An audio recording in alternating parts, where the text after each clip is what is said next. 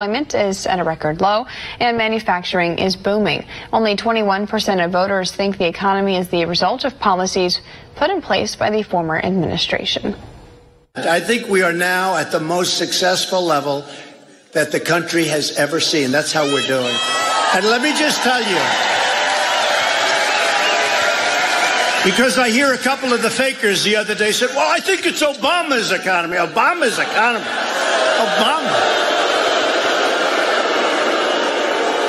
They want to put on more regulations. They want to take back your tax cuts, which are massive. They want to take them back, and they want to raise the hell out of your taxes, and the whole thing will go boom.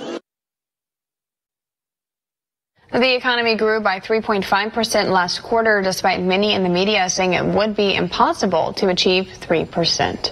And President Trump praises the October jobs report, which showed the U.S. added 250,000 jobs last month.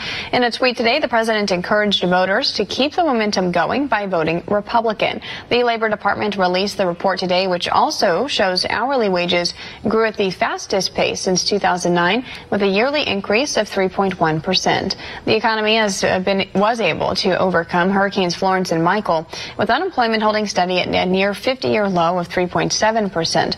Republicans in the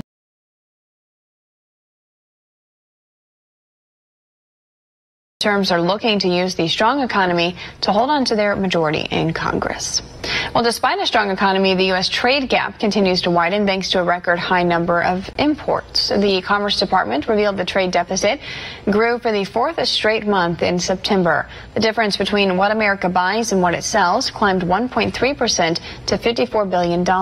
Despite U.S. exports increasing, imports increased at a greater rate. The deficit with China rose over 4% to a record $40.2 billion. President Trump has made reducing trade deficits a cornerstone of his economic agenda, implementing steel and aluminum tariffs to help control the damage. A new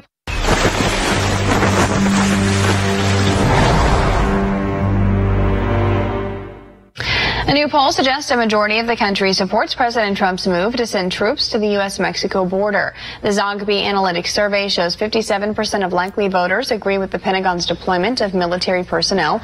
It highlights support from Americans across all demographics, including 51% of Hispanics who support that decision. The president's approval among Hispanics has been increasing in a number of recent surveys.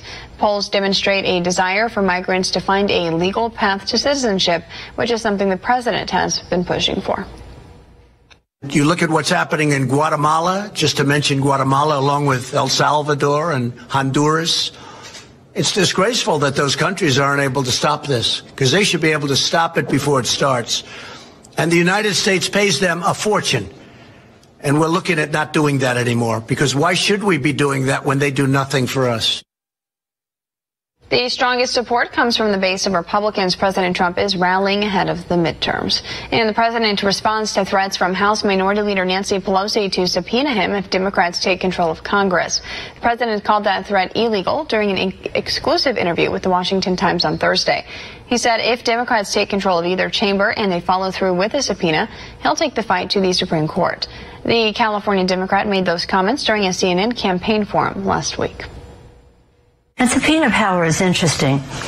To use it or not to use it. It's a great arrow to have in your quiver in terms of negotiating on other subjects.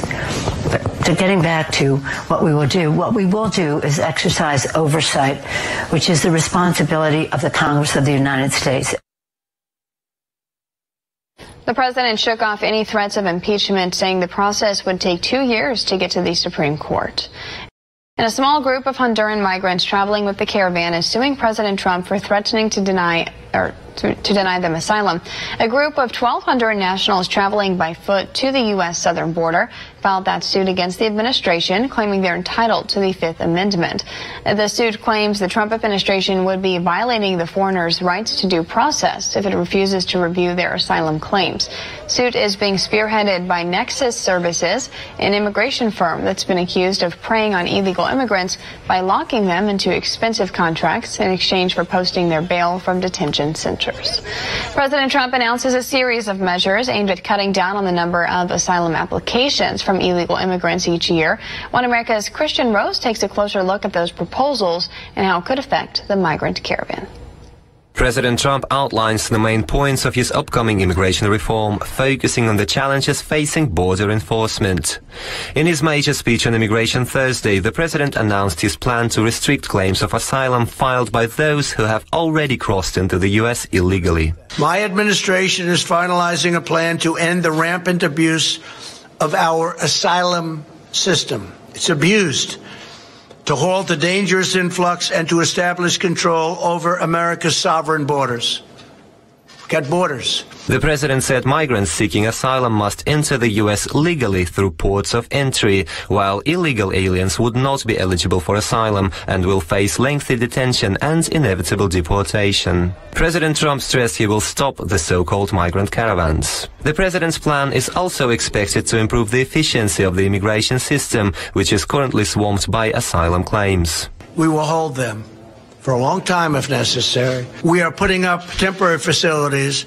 Eventually people won't be coming here anymore when they realize they can't get through. President Trump also said Border Patrol agents will be authorized to return fire if attacked by migrants throwing stones or rocks. According to the Border Patrol, at least 100 Central American migrants per day are trying to cross into Texas alone, with some proving violent. We're not going to put up with that. They want to throw rocks at our military fights back.